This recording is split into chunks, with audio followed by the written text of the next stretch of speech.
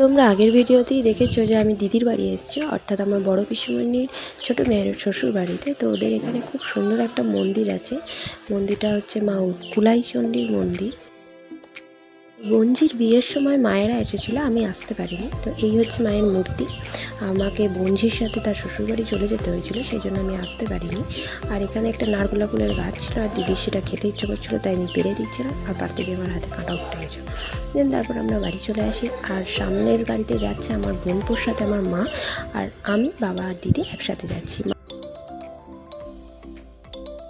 আসলে দিদি জেঠুর সাথে এসেছিলো, জেঠু যেহেতু আগে চলে গেছিলো, সেই জন্য মা আর জেম্মা ট্রেনে করে যাচ্ছে।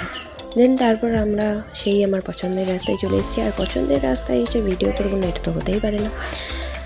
তো আজকের ভিডিওটা এইটুকুই, দেখা হচ্ছে নেক্সট কোনো ভিডিওতে। বাই।